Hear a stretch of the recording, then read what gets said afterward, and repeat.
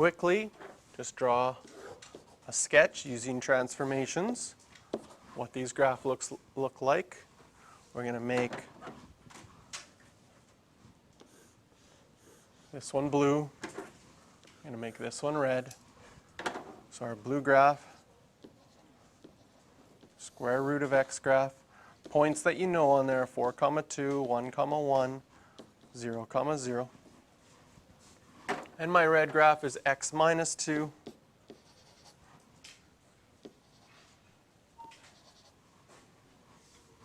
Now what I'm going to do is I'm going to label the points that correspond to the square root graph. I know that I have a y-intercept of minus 2. When x is 1, I've got 1, negative 1. And when x is 4, I'd also have 4, 2.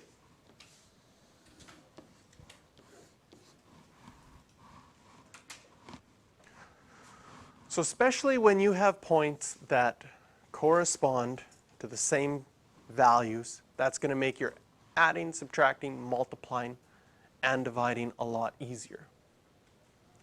So domain and range of each, well, here's my red graph. Domain is everything. Range is everything. 3, 0. This is 0, negative 2. This point here, this point would be 2, 0. I didn't label it. This 1, negative 1 is this one, that one right there. I didn't label that 2, 0 because I didn't have a nice point on my blue graph that went with it, but we might still use that point.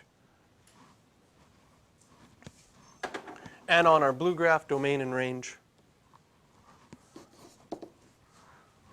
domain is x has to be bigger than 0, and the range is y is bigger than 0, or equal to as well. So we're going to write an explicit equation for f of x divided by g of x and call it q of x. So q of x is going to be the square root of x over x minus 2.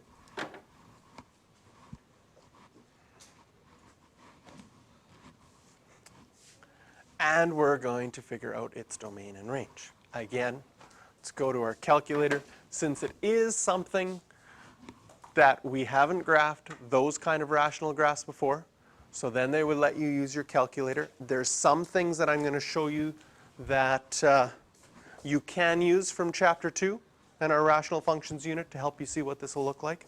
But let's go to our graphing calculator and clear this out. So we're going to have square root of x divide by, now we have more than one thing on the bottom, so you'll need to put that in brackets when you enter it into your calculator.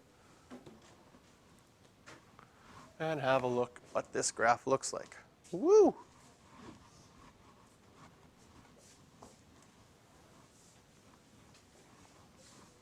So notice, right, the red graph is on the bottom. Where we had 2, 0, right, that's where we'd be dividing by 0. On our final graph here, sure enough, we have an asymptote at x equals 2.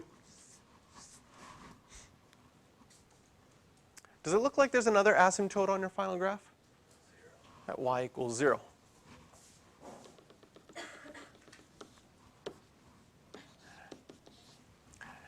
Now, going back to Chapter 2, how did we find horizontal asymptotes in Chapter 2?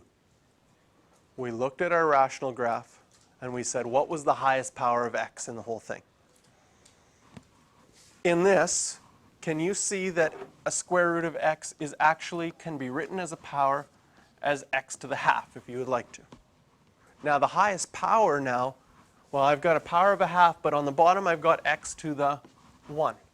So technically, the highest power in this entire rational function is an x to the 1.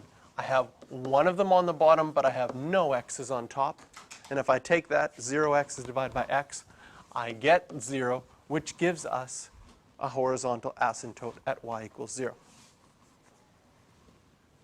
Now, sometimes on a graphing calculator, like if I trace over the graph that I have here, It appears to get close to the asymptote there.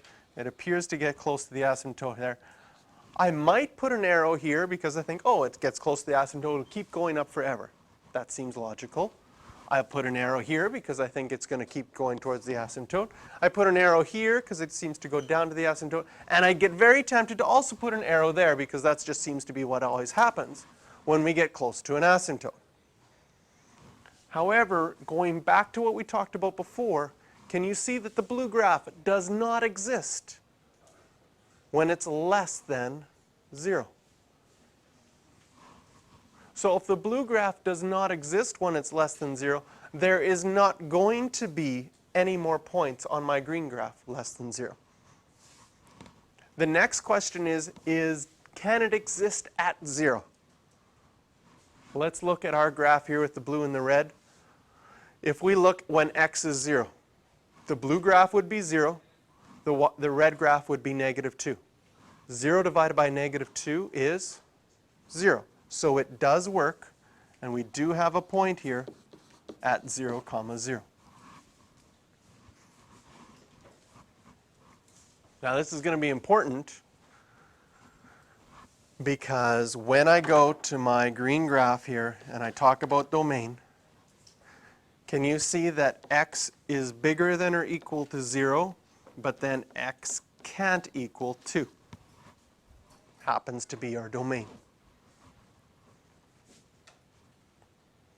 And I was going to say the range is everything except for y equals 0 because there's an asymptote there.